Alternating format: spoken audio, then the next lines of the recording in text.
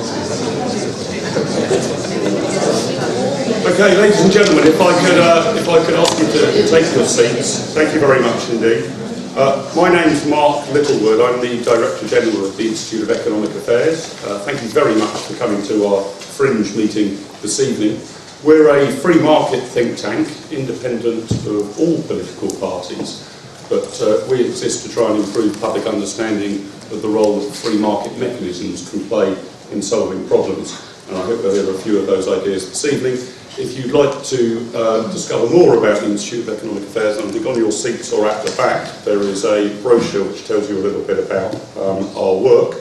Just a few housekeeping points. If you've got an iPhone, an iPod, an iPad, anything else beginning with the letter I that might make an irritating noise, or indeed just an old-fashioned mobile phone, I would be extremely grateful if you could switch it to silent or air safe mode or whatever will stop it making an irritating noise. Secondly, in the course of the meeting this evening, a sheet will be passed around, I think from the back and row to row. Please pass it along. If you would like to hear about upcoming IEA events, please just write your name and your contact details on this. We promise not to spam you endlessly. You'll receive about one email a month from the IEA if you sign up to the list. And my final housekeeping point is we have another Fringe meeting at Conservative Party Conference on Tuesday at the Hyatt Hotel. There are flyers on your seats, a manifesto fit for 2015, 15 ideas to transform Britain, which was actually trailed in today's Sunday Telegraph. So do come along to that if you are able. On to the business in hand, today's Fringe meeting. We have an excellent panel who I will introduce shortly, and I'll ask each of our panelists to speak for about 5 minutes or so before handing over to you to ask questions and contribute to the discussion. And we will make sure we wrap up on the early side of 9 o'clock. We scratched our head long and hard to work out what the title should be for today's event, because perhaps C2s is a bit of a 1980s expression, but it seems that politicians of all parties have been trying to reach out to those who are broadly in the middle income, working hard, finding things tough, and we settled on strugglers and strivers. I think they've been called the squeezed middle by the Leader of the Opposition. I think the Deputy Prime Minister dallied with the term alarm clock Britain before he realised that nobody understood what on earth that meant. So we settled on strugglers and strivers and what sort of programme is needed to make their lives easier and their aspirations easier to fulfil in today's difficult economic circumstances. And I'm delighted that we managed to receive a free plug for it on the front of the Sunday Times today, that the word striver now seems to be the accepted nomenclatura. So yet again, the Institute of Economic Affairs ahead of the curve in the word correctly used. Anyway, let me introduce our panel, because you want to hear from them and not from me. On my far right is Robert Halfon MP, a member of the 1922 Committee and the Conservative Member of Parliament for Harlow. Robert's been extremely involved in the campaign around fuel prices and said just last month, as Conservatives we should believe in good business, not big business. If cartels and crony corporates are pushing up the cost of living, we should oppose them just as strongly as we oppose Labour's vision of a centralised big state.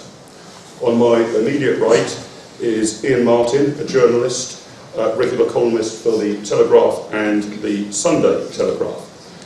In July of this year, Iain wrote, "After Brown's spectacular vandalism and his end of boom and bust, going boom banger bust, Britain needed an economic revolution.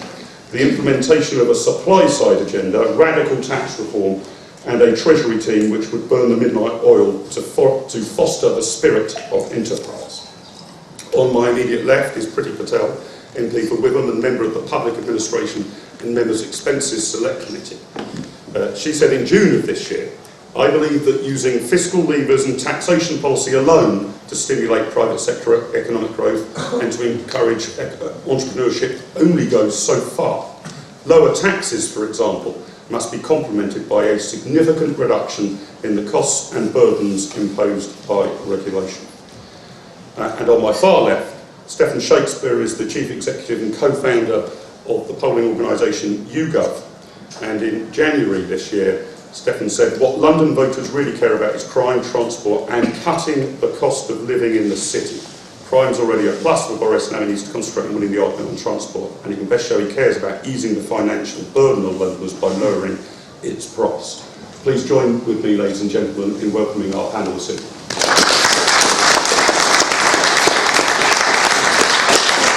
So I'm going to ask each of our panellists, starting with Robert and working along the table, to speak for about 5 minutes each. I'm not too dictatorial, but by the time you get to 7 minutes, I'll start banging things very loudly. So, Robert, how? Thank you, Mark. It's a great pleasure to be at the IA, although given what this conference is now about, I thought that the fringe meeting might be cancelled. But I have a confession to you all. In many ways, I wish I was a socialist. And the reason for that is because if you are a socialist, you have a simple message. That message is you want to help the poor, and most people become socialists because they want to help the poor. And you believe that you can help the poor through redistribution, or even pre-distribution as it's called nowadays, by using the levers of the state. Lovely message, very simple for people to understand. That's what socialism boils down to in a sentence. If you're a conservative, what do we believe in? Well, we talk about freedom. No one knows what that means if I knock on a door. I believe in freedom. You talk about the smaller state. Nobody knows what that means either.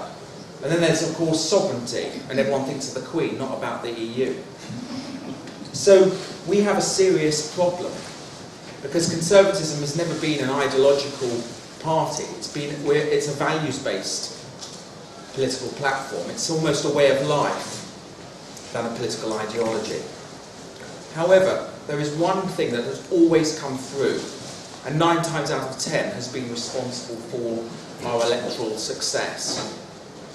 And that has been when aspiration has shined through everything that we do. Now, there are examples through the ages of policies that conservative leaders have done, promoting aspiration, that have brought about huge electoral rewards. Lord Liverpool, going back in the mists of time, who gave extra rights to low-income workers. Well, repealed the Corn Laws, although it didn't bring us electoral success because of the party civil war. He created a conservative climate many decades later. Stanley Baldwin actually brought cheap utility bills in the shape of electricity bills to millions. And of course, the person that is most famous for this and was most responsible for our electoral success is Margaret Thatcher. And if you can define the single thing that she did, which defined the politics of aspiration, it was allowing people to buy their own council houses. Now, my seat, Harlow, is a strong Labour seat, has a high proportion of social housing. That seat went Conservative in 1983, partly on the back of that policy. Now, that policy was incredibly important because not only was it about allowing people to buy their own council houses, but it gave a signal to the rest of the country that we wanted to give people the ladders of opportunity, to use that old Churchill phrase. The ladders of opportunity, aspiration. And if socialists have a message about the poor, the one thing that we can explain to people very easily is that message of aspiration. Now, this fits incredibly strongly into this term strivers. Now, what are strivers? There's another word being used at the conference, which is blue-collar conservatism. Now, I like this phrase, but I have my slight doubts because it still harks back to a time when everybody worked in factories. And of course, there are lots of people who do work in factories and so on, but that is changing. The workplace has become much more individualised. So coming from Essex, I prefer the term white van conservatism. Now, what does that mean? That means people who work hard, who save hard, who do the right thing. The kind of person who gets up, literally, at 5 o'clock in the morning, to go to work in his van, comes back, his wife will then go out to work and maybe doing a job all night, whether it's at Tesco logistics, in a warehouse or at the checkout, whatever it might be. And they believe they work to do the right thing, and they just about keep their heads above water. And they pay far too much tax. Now, so those are the kind of people, when we talk about strivers, that we're talking about. People who struggle to keep their head above water, but do the right thing. And for too often, we haven't done enough to appeal to those people. Our language has been too technocratic. I actually believe that we have some great policies on apprenticeships, on academies, on apprentice schools known as university technical colleges, lower tax for lower earners. But what we have done is set out a series of clothes pegs without a washing line. There's been no narrative to bring this all together and appeal to the kind of people that I am talking about. Now, I would argue that there are three principles when we're talking about strivers and what we should be doing. First of all, we should attack vested interests. Now, often Conservatives get into the trap of thinking everything, and I say this in front of the IEA, that everything private is good. But you try calling a utility company, or British Telecom, or whatever it may be, and ask yourself whether or not you get good service. And many of those huge corporations give shoddy service and are 10 times worse than anything you see in the public sector. Why do our water bills go up and there's huge amounts of leakages, and yet directors pay themselves huge amounts of money at the same time? So in order to appeal to these people who are struggling, we have to show that we are the party that is not afraid to attack vested interests, even when it's our so-called friends, so the big corporations, when they are behaving uncompetitively. And that is why I've done the work I've done, having a go at the oil companies for keeping prices high at the pump. Too often we talk about the European Union, again, in terms of sovereignty and getting our powers back and all this kind of thing, and nobody knows what that means either. But the EU is another vested interest. We should have a go at the EU on grounds of economic growth and on the grounds that it is affecting people's standard of living. And let me just give you one example of how the EU stroke with environmentalism is sometimes the damage that it does. There's a man in my constituency called Peter Collier, self-employed gardener, who was nearly put out of business by the EU's law on low emission zones. Now, the laws insisted that he spend £2,000 on air filter for his van, and he couldn't afford it. And he had no guarantee that the rules would not change. Tomorrow, costing him another £2,000. And these kind of things happen all the time. And you can relate the EU much more when you focus on things like that than you do when you talk about powers from Brussels. And we've got to show people that environmentalism often, unfortunately, has become a luxury for the rich. What has happened is that it has a huge, in our quest for environmentalism, it's had a huge impact on the kind of people that I'm talking about. Now, the other point I would make, and I believe is incredibly important as well, is that the public sector are strivers too. We're always focusing on about how many jobs we create in the private sector. That's a very good thing, and I'm a Conservative, and of course I believe in that. But people who, in the public sector, where they're nurses, teachers, firemen, they are strivers and they are struggling, and they don't earn huge amounts of money. And we have to talk about the public sector in an entirely different way. I've argued that we should stop trade union bashing as well, because we can have differences about trade union leaders, which of course we all disagree with. But trade unions have millions of members all over the country, a third of whom, 33% of whom vote Conservative.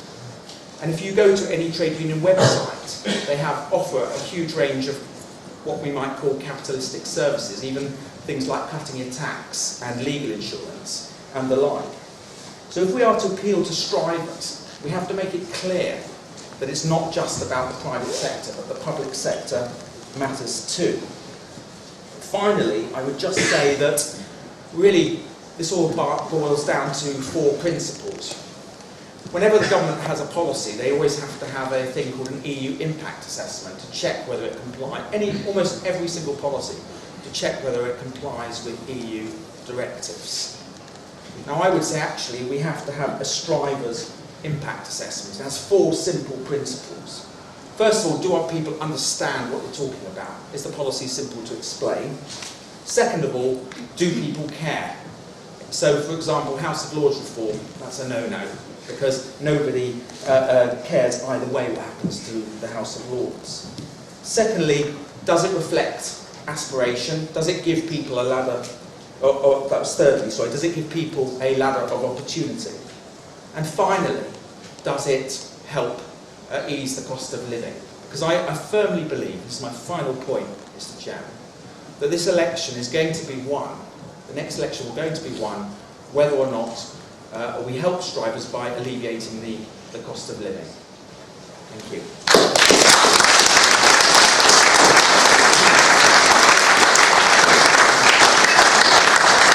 Robert, many thanks. Iain. Thank you very much. And Robert is being far too modest. He is someone who's campaigned throughout the last couple of years for the Prime Minister and Cabinet to take this idea that the strivers matter much more seriously than they do. And something miraculous has happened today. The Prime Minister has actually discovered the strivers. He's using the word. This is good news. Good for him. And it's only taken 7 years, but we should give him credit, and it is welcome. The most curious thing about this entire debate, the politics of the striving classes, I think, is that it should be very obvious, particularly to Conservatives, that the striving classes matter. Ever since the war, and Robert gave examples before the war, but let's consider politics since the war, it's been absolutely obvious that the Conservative Party, centre-right, does well when it takes aspiration seriously and it puts it at the heart of what it does. That was true even, it was nothing to do with the class of any particular leader, it was true of Macmillan. When Macmillan became Prime Minister, he wrote to the then chairman of the Tory party and said, when I go around the country, I keep hearing about something called the emerging lower middle classes. Is it possible for us to find out who they are, what they want, and arrange to give it to them? So although Macmillan of course had had his war service, and then he moved to Bromley, and he'd seen firsthand the power of 1940s, 1950s social mobility and aspiration. And it's there, obviously, with Thatcher. She felt it innately. She was a striver herself. Ted Heath, for all of his flaws, was also from that Britain. So was John Major. Tony Blair wasn't, but was cunning enough to realise that he had to somehow think his way into the heads of Mondeo Man or the strivers if he was to stand a chance of winning an election, which he did rather brilliantly and rather calamitously for the country. And then you get to Cameron and Osborne, who seem to have almost no interest in the subject. And this is bizarre, because they are, we're told, interested only in winning. They see politics in endlessly pragmatic terms, so you would think that even if they were just motivated by self-interest, they would take this group, the group that Robert has described, seriously. But they haven't, until today. So he's finally got there. The Prime Minister has finally had this wonderful epiphany. And he's got there. Or has he? And I think you've got to look beyond the rhetoric today. If you look at the package of measures which has actually been announced, it's a start, but it only amounts to, I think I'm right in saying, about £500 million worth of spending, stuff on rail, council tax, and a few other bits and pieces. It's really only equivalent to reducing fuel duty by 1 pence. And look actually at what the government has done since it came to power on the tax system, and look how that has hit the striving classes. I mean, the idea that to appease the Liberal Democrats, the tax threshold should be raised, something of which some people will approve, but I happen to disapprove, thinking that the tax base should be as broad as possible and rates should be low. But to then pay for that, in part, by increasing the numbers of people who pay tax at 40p, strikes me as profoundly unconservative and anti-aspiration. When Gordon Brown left office, there were, I think, around 3 million people paying tax at 40p. It's now just about to go over the 4 million mark, and it's heading for 6 million. And if those people are aspirational enough to have got to £43,000 and dare to have children, they're also about to lose several £1,000s in child benefit if they've got a couple of kids. So a tax which was designed in the 1980s to capture a relatively small number of people is now going to hit 6 million people. To which some people, and some Tory modernisers, have said to me, but you don't understand. People on £43,000 are rich. And as I said to a cabinet minister, if you want to, when they did the child benefit thing, if you want to go and tell someone who lives in Milton Keynes or Watford or Slough and who earns £43,000 and commutes in and has a mortgage, if you want to tell them that they're rich, that's interesting politics. So this incomprehension has led the Tory party to a very dangerous place, I think. And underneath those 6 million people who will soon pay 40p tax are millions more who are being sent the message that if they do work hard and they get on, the government will clobber them. I can't think of anything less likely to be appealing. The only advantage that the Tory party has is, in this case, is Ed Miliband, who understands even less about the class that we're discussing tonight than the current Tory leadership. So, in conclusion, I would say that I think that what's happened today is welcome. The fact that the word is being used by the Tory leadership is to be welcome. But if it is only rhetoric and a series of piecemeal measures of the kind we've seen today, it won't make very much difference at all. It's a start, but it's no more than that.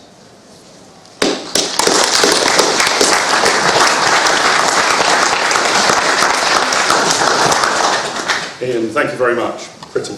Thank you. Thanks very much.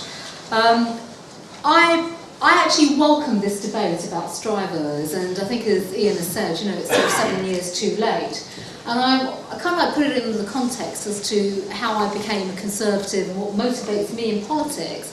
I'm one of those that comes from a family that, we aspire to get on in life, and that is very central to sort of the Conservative views and beliefs that I hold. And I find it quite incomprehensible, actually, that, I guess, being part of a party that is in government, you get focused on the big ticket items, the macroeconomic debate that takes place, the banking crisis, etc., etc. That has dominated our political narrative for far too long. And as a result, we've forgotten about the hard-working, law-abiding majority out there who go to work every day and work incredibly hard. And I think it's somewhat ironic, actually, Mark, that you've got 2 Essex MPs on the panel, because effectively it's our constituents that we have categorically been classing as strivers for a significant period of time, who feel let down by government, actually, and let down by the state, because we're not seen to be on their side. And as Ian's pointed out as well, families earning, households, £43,000, even slightly higher, £50,000, they are struggling to meet the cost of childcare, the cost of going to work, commuting with rail fares as they are, etc., etc. So it is tough, and obviously energy bills as well. These are factors that constantly hit those households. So I actually think, this is a debate that is welcome. There is a lot that this government can do. And there are 3 policy themes in particular that I would like to see the government focus some attention on and effectively maximise the help and support and get that right kind of narrative that we are on your side, we are not working against you, we're not constantly trying to raid your purses and raid your pockets by taking away what is effectively their money through taxes. The first area I fundamentally think we should focus on is cutting taxes, and that is very much about alleviating the overall tax burden that households are facing. Increases to personal allowances are welcome, but there is more that can be done to effectively give people the chance to keep more of their money. The 40p rate, as we've heard, in my view, does kick in far too early. There are more and more people that are being squeezed. They are the squeeze middle for a very valid reason, and that is because they are squeezed at this particular rate. And I think we should aspire not only to raise personal allowances, but lower rates of income tax as well. Now, this isn't going to happen immediately, and I think as politicians and as responsible politicians, we must recognise that. It's not necessarily going to happen immediately in this Parliament, but these are the aspirations that we as Conservatives should be setting out there as responsible politicians to actually engage the public in this whole area too. And we've seen in the past as well, you know, through Margaret Thatcher and some of the reforms that she brought in taxes as well, that it actually shows that by giving people more of their money back, you see the overall impact in the economy as well when they spend their money. I'd like to just sort of touch on another area of taxation as well, which I don't think this government has even considered and must consider, and that is some of the work that the 2020 Tax Commission has undertaken this year, and that is basically to simplify the tax system. A lot of people don't understand the tax system. It is far too complicated, it is far too onerous. The Tax Commission's work is tremendous, and I actually think we should seriously consider it for the long term to look at how we can actually bring about some serious changes and some of the recommendations too. I pay tribute to Robert for the Fair Fuel duty campaign as well, because again, that is about the right kind of message, about being on the side of those that are hard working. And I think what is interesting about some of the mood music that we've heard today on council tax, yes, that's welcome. Rail fares, that is welcome. In our neck of the woods, that really is welcome. But it is not enough. You know, we're talking on council tax, well, it was the public's money anyway, effectively, that we're taking away from them in taxation. So when I see headlines like it's my gift to taxpayers, that is completely counterproductive because it is effectively their money. So we've really got to rephrase the narrative and the debate here. I do also think there is something that has to be said, and this is a wider discussion about the size of the state. You know, we know about direct taxation and indirect taxation, there's far too much of it. But actually, you know, to give people more of their money back, we've got to look about how we can shrink the size of the state as well. It is far too bureaucratic. There is a very, very serious public debate that we need about various arms of the state. And I would just like to touch on the fact that being a constituency MP, it is fascinating in terms of the amount of casework that we deal with. I look at my casework now as very much where arms of the state are failing members of the public. And that, to me, highlights many cases of institutions in the state where we do need to actually have some kind of reform. Of course, supply-side reforms are all the rage right now. Everybody's talking about stimuluses and supply-side, etc., etc. We're talking about what we can do in terms of infrastructure investment too. But one of the major areas where I think we are only at the tip of the iceberg right now is the whole deregulation piece. In terms of red tape, for small businesses, for entrepreneurs, for investors too. There is a lot that we can do there in terms of actually empowering those wealth creators in society, those that want to move on upwards, get on in life and create jobs and create prosperity. And that is another area where this government should focus. So in my view, in conclusion, I do think there are three particular areas, as I've touched on. They can lead to prosperity, job creation, but importantly, I think as Conservatives, one of the major values that I think we all believe in is the empowerment of the individual, not to be suffocated by the state to such an extent that people feel now, not to be squeezed so much where when they look at their monthly pay packet, they're only just keeping their head above water, if at all, because of all the money that they are paying out, whether it's through direct taxation, indirect taxation, or through the cost of living. And I do feel, you know, it's a great debate to have right now, but we do have an election in 2.5 years to win, and to win with a Conservative majority. And if we can reframe the debate to be on the side of the individual, to be on the side of the people, those that go out to work, pay their taxes and work incredibly hard, you know, we would have come some way in this party and actually stay true to some of our values and beliefs as well.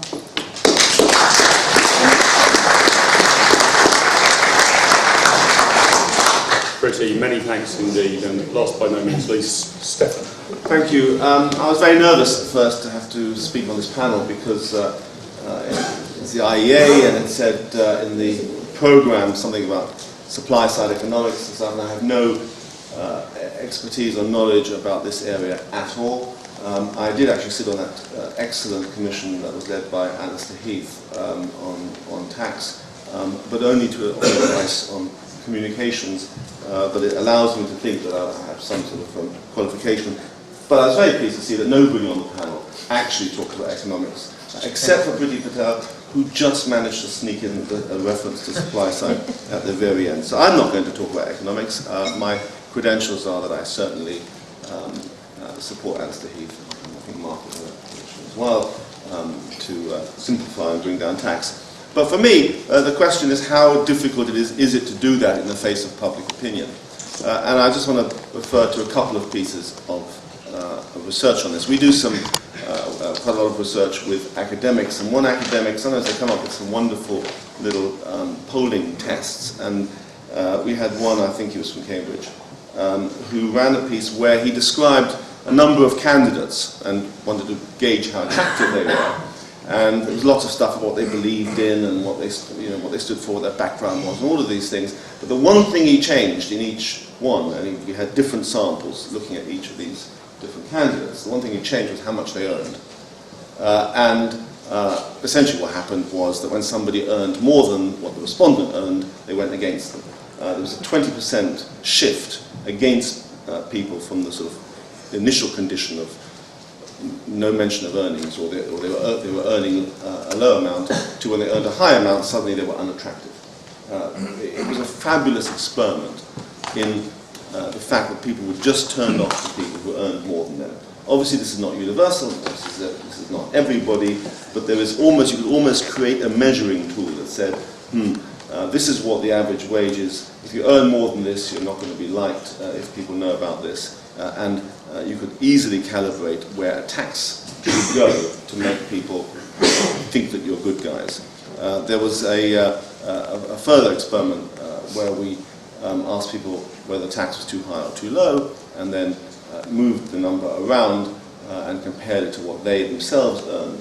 And no big surprise, if you were looking to tax people more who were higher than what you were earning, it was popular, and if it was for their band or lower, then it was unpopular. And this is the background against which politicians operate. And I was extremely nervous about this mansion tax business, because there was a fabulous opportunity to show that the Conservatives were not the party of the rich. One thing that was released this morning was a poll that we did for Tim Montgomery at Conservative Home, saying which things do you not like about the Conservative Party, and hugely at the top was they are the party of the rich. And this is the biggest single problem for the party, that it appears to be the party of the rich. And if you read that and you take the other research that I've mentioned together, your conclusion is, well, let's raise taxes and let's make it on the rich, and why not go for a mansion tax? So the fact that they rejected, that the Conservative Party has rejected the mansion tax in no uncertain terms, I think in an interview this morning, was it George Osborne, for me is a huge relief, because there is such an easy way of playing this, and I think it would be fundamentally wrong. Obviously, we believe it to be fundamentally wrong, because we think that is what destroys an economy and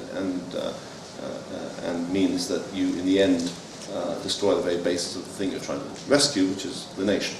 But I think it's wrong for another reason, which is you cannot trump the other side on your weakest point.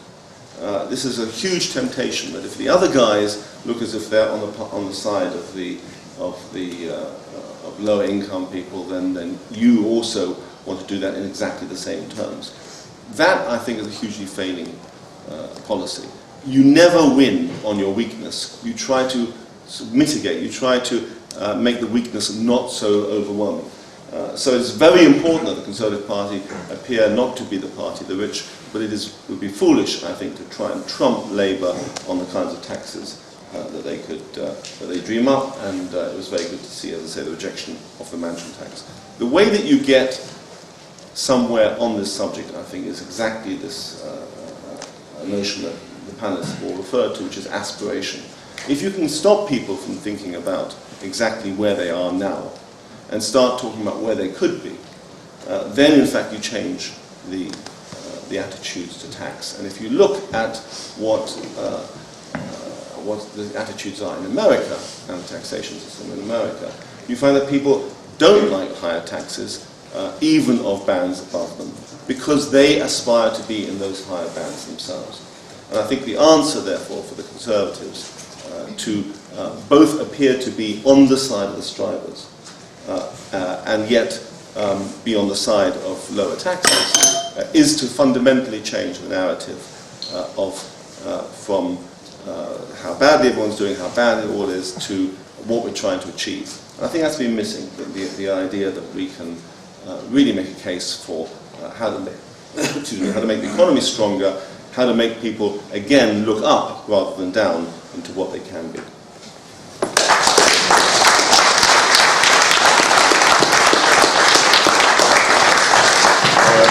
Stephan, thanks very much.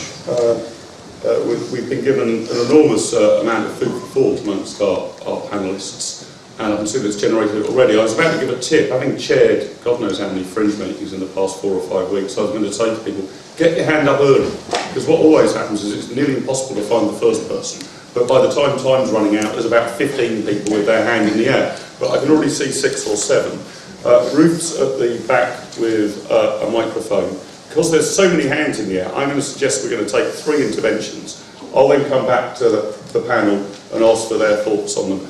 And Ruth, I'll take the 3 at the back.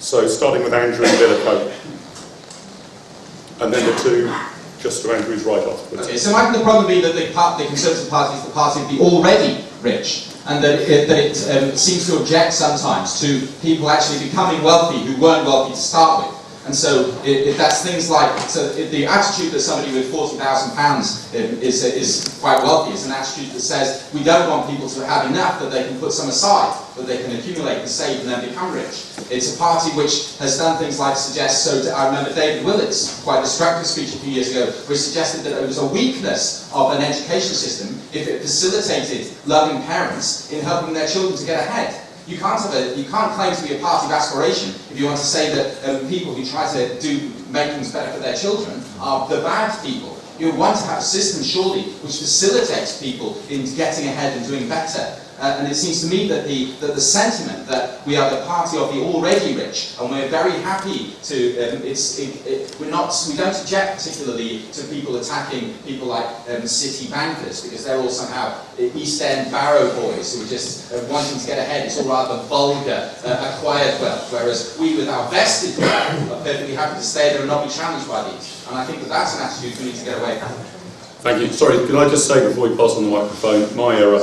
Because I know Andrew, I referred to him, that was Andrew Littlewood, of course, well-known economist and commentator, but I am now going to pretend I know none of you, and can you also pretend that you're known by nobody at all in the room? So if you are able to introduce yourself to the rest of us, that would be terrific, and my apologies to Andrew that I did that on his behalf. I'm very glad to follow Andrew Littlewood, a man whose writings I follow on the internet very closely, particularly on Conservative film. I'm Councillor Stephen Harrison, Chairman of the Copeland Conservative Association. My constituency is dominated by public sector workers in the nuclear industry who earn, let's say, higher than average wages, particularly on the sort of thresholds we're talking about. And to achieve a Conservative majority, these are we were a target constituency. These are the sorts of people we need to win over.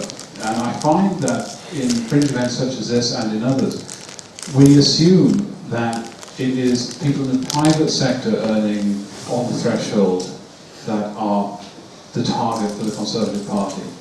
But indeed, in constituencies such as mine, the message about the threshold between the lower and the higher tax applies just as much to the public sector as it does to the private, and we must avoid polarising the debate between the public and the private and make a much more common ground argument for not having just a public and private split, but actually that indeed it is not uncommon simply that we should have aspiration for all, not just aspiration for those in the private sector. Thank you. Thanks. I'm going to take one more. Can I also ask, because I can already see a whole host of other hands going up in the air, if you can try and keep your question or comment as brief as possible. I don't mind a speech, but it must be no more than 3 sentences in there. Councillor Barron Malcolm, I'm Deputy Group Leader, Harrow Council. I'd just like to pick up the idea about reducing state spending that Priti mentioned and link it into welfare, because you've got the welfare issues that Iain mentioned of people on the child benefit and so on, and we need to reduce the size of the welfare state. And how do you get people to vote to reduce their own benefits? Similarly, in the corporate sphere, you've got say fishermen getting huge amounts of subsidies through the common fisheries policy, which politicians keep seeming to vote for. And I think we need to look at how we reduce both social welfare and corporate welfare to go hand in hand with a lower tax agenda. I'll take the speakers this time around in the order in which they spoke. So a few things to get the teeth into there. Are the Conservative Party really being aspirational, or is there a danger that they sort of support vested interest rather than vulgar people getting rich? The public versus private split, and really why state spending, you know, everybody talks good game, but when it push comes to shove, certain favourite subsidies always seem to be protected. Robert? Well, on the first point, not one person has ever said to me in Harlow over the last 10 years that I was a candidate, or since Cameron became leader, complained or asked about what school he comes from. And they don't care. It's a complete myth to suggest that they do. But what they do care about is that they believe that some strivers, as I talked about, they believe that the Conservative Party isn't necessarily doing enough to help people like them because they're helping their rich friends in the city. And whilst there was the intellectual case for the tax cut for the 45p, from 50p to 45p, politically it was incredibly difficult. And I believe as a party that we actually have to show people that tax cutting is a moral creed. And this is where I disagree with Iain, because we have to show people first that we're not just helping our rich friends, but actually tax cutting is for everyone. And that's why the focus must be on lower tax for lower earners. Now, Iain didn't like the threshold, but another way of doing it is going back to the 10p tax rate, which Gordon Brown got rid of. But before we can convince people, when we cut taxes for the well-off, I understand the intellectual reasons, no Conservative would disagree. Before we do all that, we have to convince people that we're on the side of the working man and the people who are struggling, and that's why the lower tax for lower earners is very important. The chap at the back who talked about the public sector, I don't know if you were here at the beginning when I was speaking, but that was my precise point, and I'll just very quickly illustrate a story. At the Jubilee party, I had loads of Jubilee parties in my constituency to go to. I went to one, and I met a chap, and I said, what do you do? He said, I'm not going to tell you. And I said, why are you not going to tell me what you do? He said, because you won't like me. And I said, well, why won't I? This is the God's honest truth story. He said, why won't you like me? I said, why won't I like you? He said, because I work in the public sector, I'm a fireman. Now, this was not a political guy, he wasn't a left-winger, he wasn't Labour or anything. But he had a genuine belief that Conservatives did not like people from the public sector. And believe me, that almost made me weep inside. And that's why your point, and I tried to make that in my remarks, is that we have to recognise that people who work in the public sector have as much value as people in the private sector. We should stop bashing people in the public sector because of the work that they do. And very finally, on the final point, yes, what you're talking about is vested interests. We have to, CFP, whatever it may be, Common Fishery Policy and all that, that is all vested interests that break on economic growth. And our party has to show clearly that we want to do something about these things, whether it's in the EU or state spending. Iain, particularly I'm interested in the other three panellists picking up this point on taxes at the relatively high end. And I know, Iain, that you were sort of mentioning a hypothetical earner of 40 to 50,000. You also mentioned the worker in Slough, Milton Keynes or in Essex. Yeah. These are statistically, nevertheless, relatively high earners. I mean, they might not feel it, they may feel under pressure, but you would only be addressing a relatively small proportion of the electorate if you were talking to people who are on 50k household income. Sure. So, but as Margaret Thatcher taught the Labour Party this lesson, John Major taught Neil Kinnock the lesson in 1992 of John Smith. Well, Kinnock sort of understood it, but Smith certainly didn't. But tax is it's not just about who pays it now. It's about who has a reasonable expectation. If they work hard and they get on, within 2, 3, 4, 5 years, they might be captured by that tax band. So you're not just narrowly talking to, it's actually a pretty large group of people now, isn't it? 6 million people. But you're also talking to many millions more who are just below. 2 points that I'll just pick up on from the questions. First one, on tax cuts for lower earners. Absolutely, I'm in favour of tax cuts, but I favour low taxes, not no taxes. And the difference is, the problem is, that if you raise the threshold in the way that's been done, you run the risk of creating a larger number of people who come to think of taxes as something which other people pay. That it's not paid by them, it's paid by rich people on £20,000. And if you do that and you narrow the tax base, it also has implications for how people vote as well. They start to vote for parties. I would suggest they would vote for parties who will make other people pay higher taxes and not them. Very good point on the language about the state and the size of the state from the gentleman at the back. I would say something counterintuitive, certainly at an IEA gathering. I'm a free marketeer. I'm in favour of a smaller state, but I think you have to be, the centre-right has to be very careful about the language that it uses here.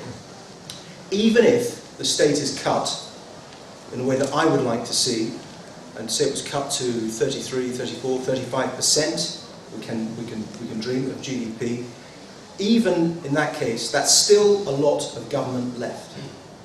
Conservatives shouldn't make the mistake of saying that everyone who then works in the public sector is somehow useless or unproductive or a failure. It's bad politics as well as being incorrect. So I think there is it's a culture problem, and it's something that the Tory modernisers were across. Actually, to give them credit, Gove was very hot on this 4 or 5 years ago, and about the language that you should use when you're trying to persuade people who work in the public sector to reform and to embrace reform. But I think the right has to be careful not to sound sneering. Priti. Yeah, I think on the point of the public sector, I mean, the scale of the challenge is still immense, it really is. And this isn't just about the numbers of people working in the public sector, this is about tackling some of the problems in the public sector or in the welfare bill in particular. You know, last year alone there was £23 billion lost in fraud in the welfare system. So there are various aspects there that obviously government has to work harder at addressing, there's no doubt about that. And there are systematic problems, etc. Ian is right that we're not here to vilify people in the public sector at all. But this comes back to, I think, the first comment from Andrew Littlewood is the whole concept of aspiration, the Conservatives. Who do you stand for? Well, surely, as a party, we want to be on the side of those who want to get on in life, you know, irrespective of where you work in society, whether it's public sector or private sector. Those who actually want a better future for their children, want a different set of circumstances for future generations as well. And that is where I think in politics we have, certainly in the Conservative Party, we have lost that narrative, we've lost that vision completely. And so obviously hence the reason why it's important that we're now having that engagement and discussion again. But we have to be absolutely frank, I think, with the electorate too when it comes to tax. We're not honest with them. As politicians, we're absolutely not honest with the public in terms of what we do with taxation, levels of taxation, or even where their taxes go. And actually, I think as responsible politicians, if we are going to look at taxes in the future taxation over the next 5, 10, 15, 20 years, we do need to spell it out now to the public, where their taxes go, and what are sustainable levels of taxation that will incentivise people to go out to work as well. Thank you. Stephan, I wonder if particularly you can address this point about sort of the popularity or not of taxes at various levels and this aspiration point. I remember the John Smith pledge I can't remember the exact nature of it, but you know, that in the Labour Party's mind, this was only going to hit whatever the richest 25%. Of course, the next 25 or 30% thought, well, hang on, that's where I want to get to. but it's potentially the long-run policy consequence of that, assuming that not very many people, let's say, aspire to earn £1 million a year, is that we shuffle extraordinarily high taxes on the super rich, that we confiscate all bankers' bonuses, or we have a Francois Hollande style tax of 90% on everything over £1 million, because most people, although they might like to win the lottery or something, probably don't see themselves as just a few steps below that level. Is that a danger of where it could end up economically if public opinion is, as you and others have described it? Well, in my rambling way, I sort of thought I'd answered that the first time round. Not to my satisfaction. That when we do these experiments, we find that indeed people want taxes raised for those above them rather than below them, and this is a game that you can never win. And especially those far above. And in the case of those far above them, obviously it's even easier, which is why the mansion tax looked popular at first, although it was very interesting how it crept down from 2 million to 1 million, and you could easily imagine it being £500,000 because it takes in a lot more money and it gets there very quickly. And I think that's actually what people are suspicious of. You can construct an argument that says this doesn't work, and of course young people don't remember the days when we had 90% rates, but that didn't work. And what was interesting was that when Osborne brought down the rate from 50 to 45, he went on the Today programme and said, I make no apology for bringing down a tax that I know doesn't bring in any money, which of course begged the question of why only do it for the first half and why not do it right away in the future. He knew he couldn't do that, but he tried to make the argument, it clearly didn't work. But that has to be made in a sustained way. I mean, it is not, obviously all of us on that commission feel that frustration, but an argument on tax is never now made.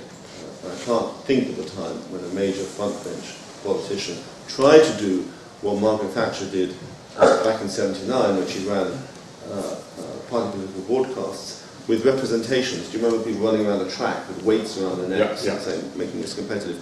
Nobody attempts to tell that story, and that's a problem. Okay, let's take some more questions. We'll go over to this side here.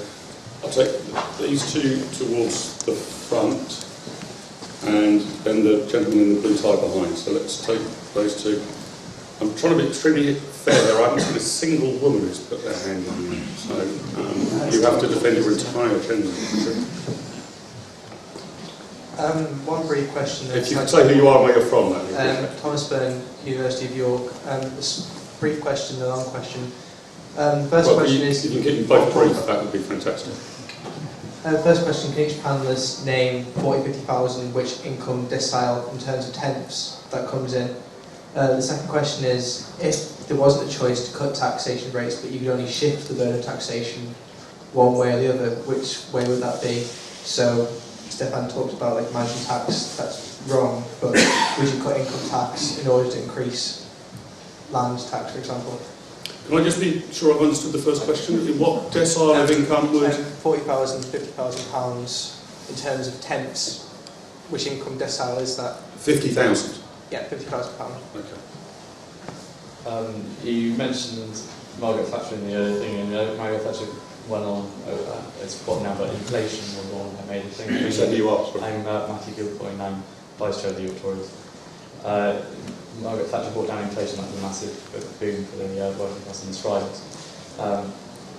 How isn't it better to increase the living standards now to decrease the housing inflation for the rest of the country that happens because of the development only in the southeast by increasing development outside of the southeast to create growth in the northern regions, Scotland, Wales, and therefore ease the burden of standard of living by increasing growth outside of just the southeast and city of London?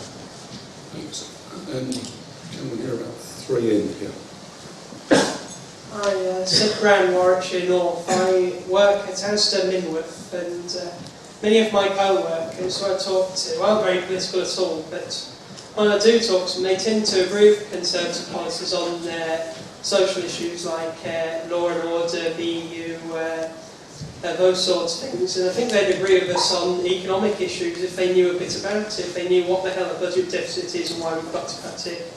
if they knew a bit about taxation, the fact that we stand for lower taxation, especially for people on lower incomes, and if they realised that we want them to succeed in life. Many of them are going to have some job interviews in the not too distant future for higher paid work, and they want to start families of their own, and like normal people, they want to be successful in life. What can we do as a party to let them know that we agree with them? Many of them won't even vote in the next general election, and if they do, a few of them will probably vote Labour, because they think they stand for working class people and low taxes and let them get on with life. I'd like to let the panel think about what we can do to win them over. Okay, I'm going to mix up the order that we're going to go in on the panel now. But, Iain, let me pick on you. Do you know what decile do you mean a household or an individual income of 50k? That makes a difference. Household. Household income, 50,000 pre-tax. Must be. Are you in the richest 10%? Richest You're in the richest 10%. It must be. You're obviously an economics student, so... I'm going to guess you're not, actually.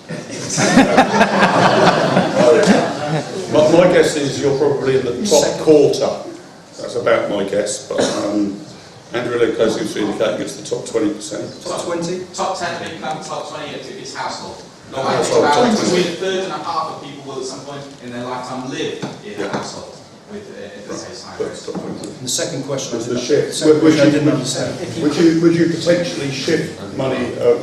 Might you be in favour of a mansion tax if it was offset by lowering income tax? So is there anything within whatever the overall tax take is? Is there any argument to be had about where it's raised? Is it higher VAT, lower VAT, higher income tax, more property tax? Well, I think you have to start from first principles. And actually, the document which never gets mentioned, and people should look at, is the Forsyth Tax Commission, as well as the excellent tax commission that you're involved in. There was a blueprint which George Osborne, I saw him sat on the stage next to Lord Forsyth and signed up to. And the principles underpinning it were that taxes, wherever possible, the system should be flatter, not necessarily flat, but flatter with lower taxes and simpler. Now, I don't think you can view this argument in terms of, I don't think you can sit in a lab and design a tax system which gives you the perfect outcome that you want. It will have dynamic effects. Human beings are involved. They will innovate. They will find other ways of making money. But I think where this government has failed is that it went into government without those principles that I've described, and instead it's approached tax on a piecemeal basis.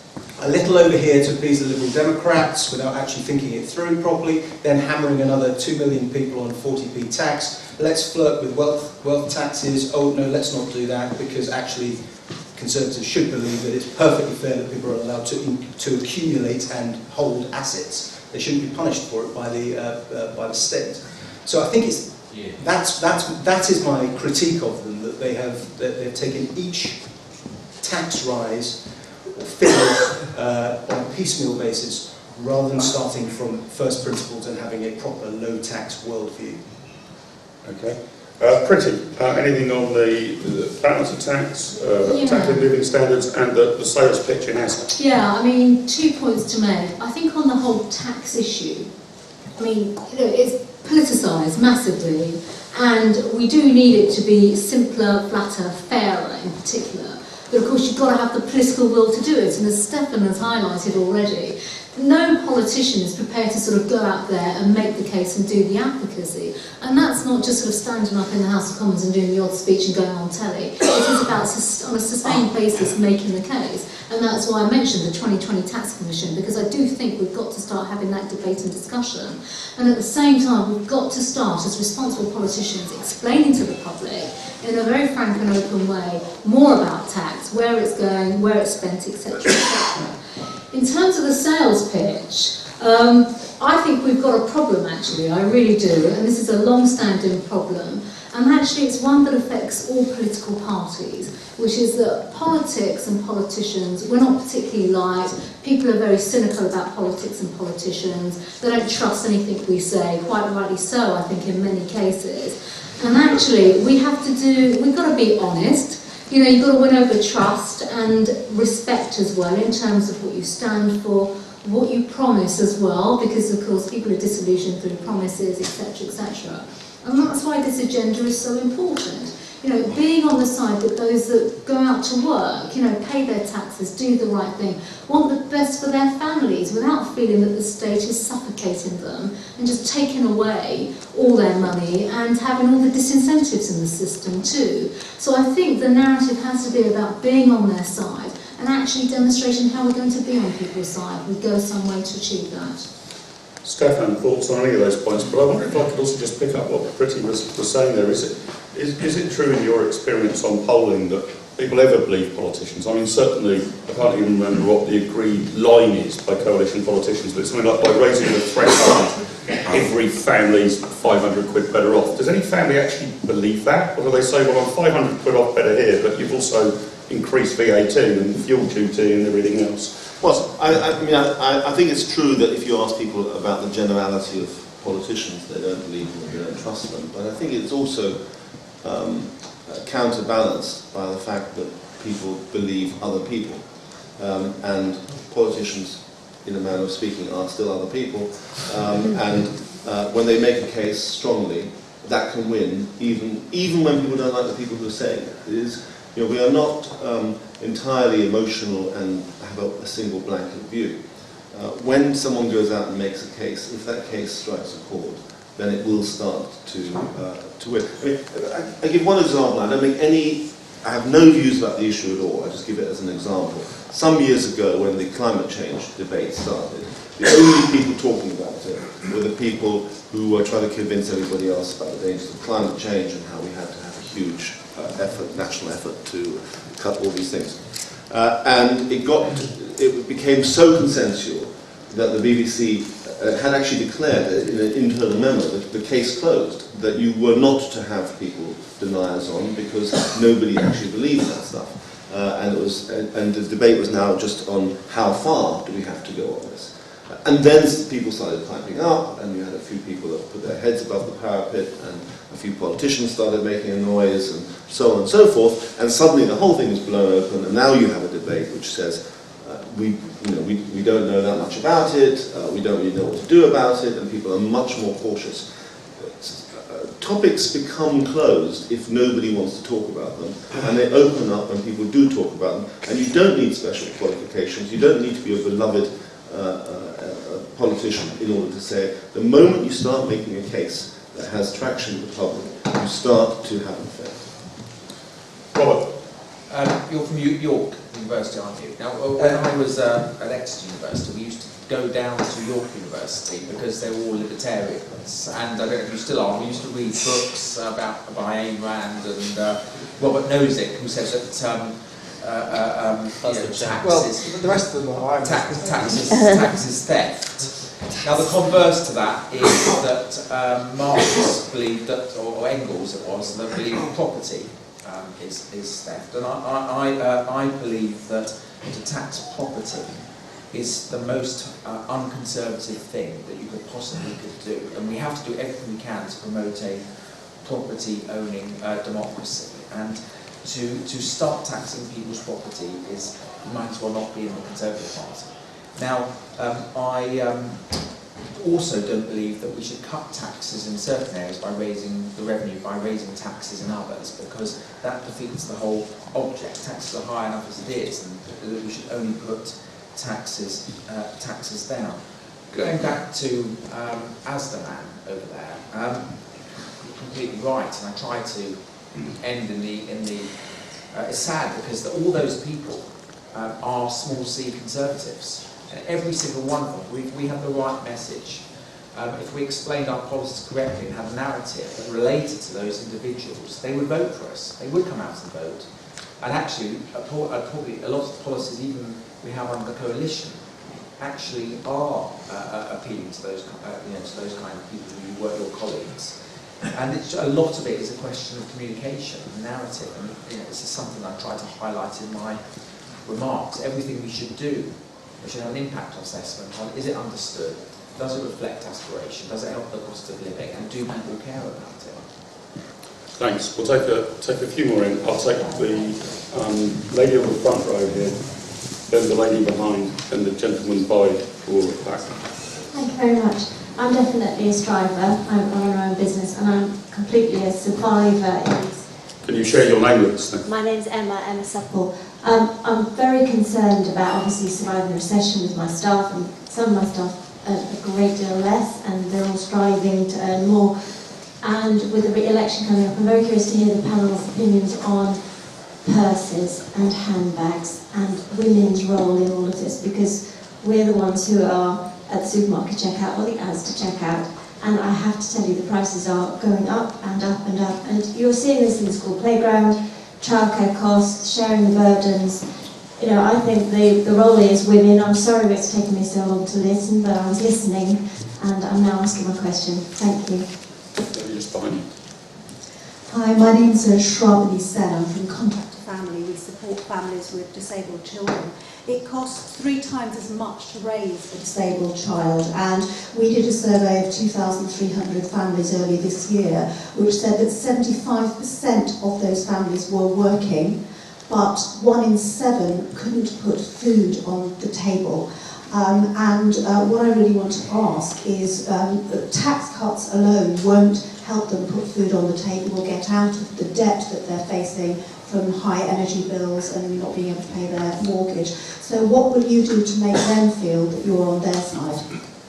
And then the gentleman who's just on the side there by the wall. The easiest way to get the mic to him is. Yes, Jonathan Rich. I'm a district councillor in Littlewood District Council, and it's good to see you, Robert. I would like to pick up on something that Robert has said, which is very exciting from the perspective of most Conservatives, and that is his Fair Fuel campaign. I'll give up the microphone, sorry. As Conservatives, we do have a problem. That is to say that Labour believes in centralising things and pretending that that's best for the common man and woman. Whereas Conservatives, we believe in sensible people doing things locally. Now, that puts us in conflict with people who really think that the economy can be managed through one man's brain, Gordon Brown's brain, centralised. But it also puts us in conflict with people who believe in a corporate state, namely a small number of executives for fuel companies, or gas companies, or electricity companies, and it is extremely exciting to see a Conservative politician appreciating that there is a political horseshoe, that is to say that the centralisers might believe in centralising everything and nationalising everything, but the corporate state is just as bad. And we really must encourage government to attack not just fuel monopolies, but all the other monopolies that are creeping into our economy, and which the Labour Party failed to defend us against just as evenly. I'm going to come back to the panel for their last thoughts and words, and there was a sort of trend running through those 3 questions, which perhaps we haven't fully addressed in our discussion yet, which is about prices. Too often we sort of think, well, if we can cut somebody's tax, they have more money, or the Labour Party will often argue if you give them more benefits, they've got more money.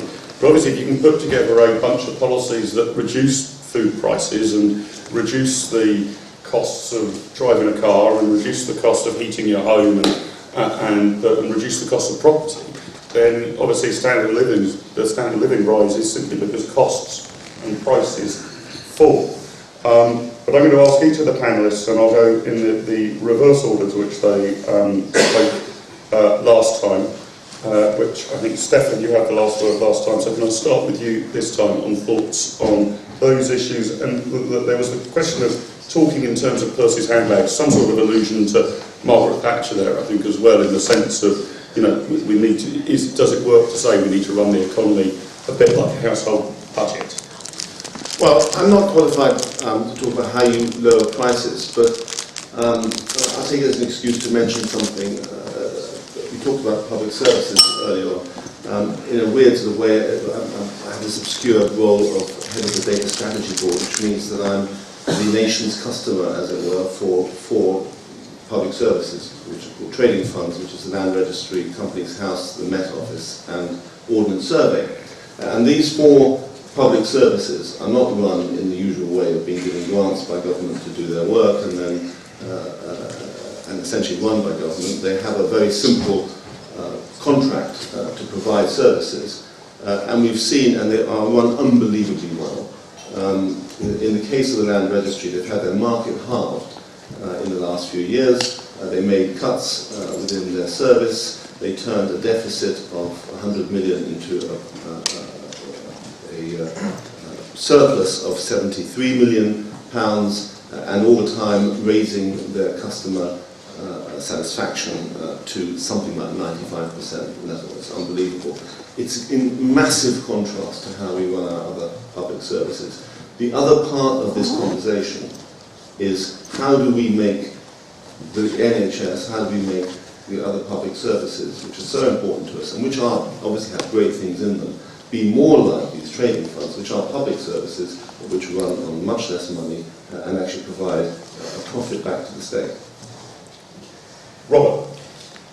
Well, on the first question, first we need to do a lot more to help small businesses, and that trying to remove regulation, making it easier for small businesses to open up, cutting taxes specifically for small businesses. Your argument about food prices, people always go on to me about who disagree with my petrol campaign. They say, well, I don't drive a car, and I say, well, do you shop in a supermarket? And they say yes. I say, well, the reason why the price of food is so high is because the price of petrol and diesel is so high.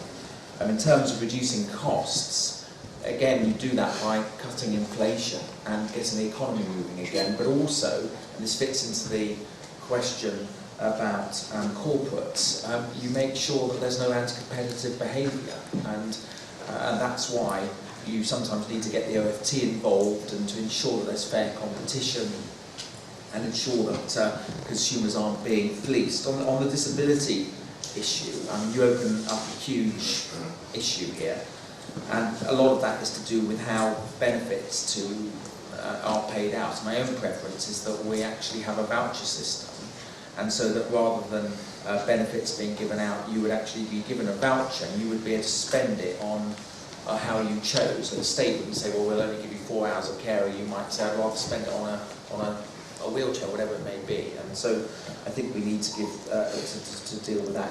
But it's a related but different issue. Priti. Yes, I think on the benefits issue, I think is a very, very big challenge for those families that do struggle with disability, and I've dealt with quite a few in my own constituency as well. I do think more can be done actually to meet the needs where there is need, basically.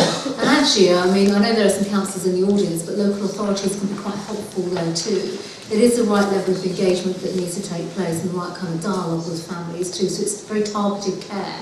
And there is no doubt, food prices have risen by something like 37% over the past 5 years. That is huge, it really is. And we've seen the trends across the world in terms of commodity prices, etc., etc. But we are up against inflation too. The cost of living is going up. And I think, as you rightly pointed out, you go to the supermarket, you can see prices on a monthly basis, they are changing at a very high rate. And I think government has to be very sensitive to this, actually. We don't talk about it enough, actually. We talk about price rises in a very generalistic sense, but not in terms of what it's doing to household budgets. And also women, in terms of those that do hold the financial purse on a weekly basis and make spending choices and spending decisions in households too. So there's more that we can do in terms of that level of engagement. I think others on the panel have touched on electricity prices and uncompetitive, anti-competitive practices as well. If you look at the electricity companies in particular, fuel prices, etc., these are big challenges, and obviously there's more that can be done there. Iain, the final contribution was to you. Thank you. Very good point about corporatism and the corporate state. One of the most bizarre things about the age in which we live is that since the financial crisis, it's been apparent on both sides of the Atlantic that corporatism is on the rise. Through the bank bailouts, through the way in which government and big business are too often in each other's pockets. And I don't have the answer to this, but it is a curious feature of our time that it hasn't produced the kind of leader that one might have expected it to.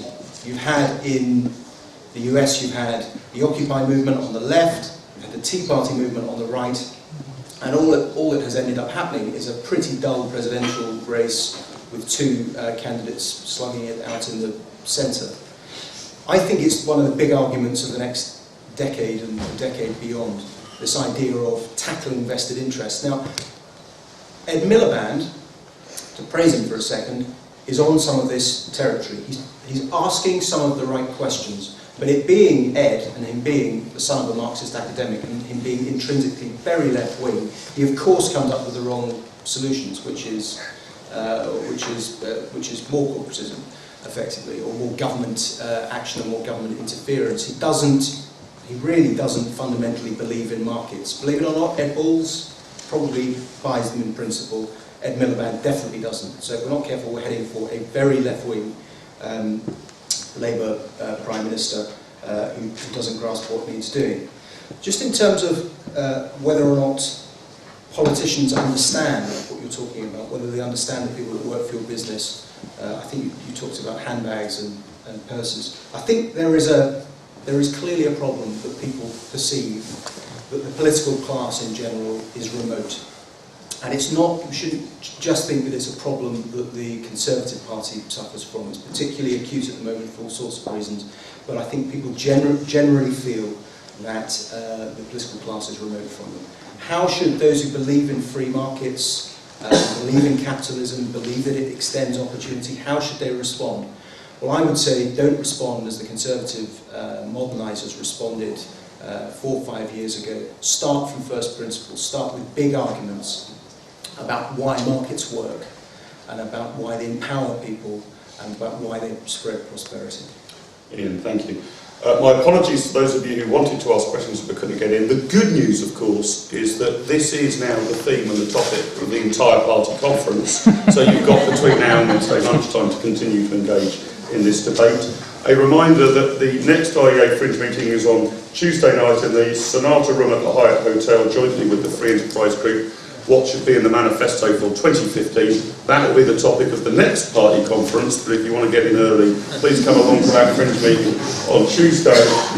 So thank you, all of you, for coming, particularly thanks to those of you who've been standing at the back, but most of all, please join me in thanking Robert, Ian, Priti and Stephan.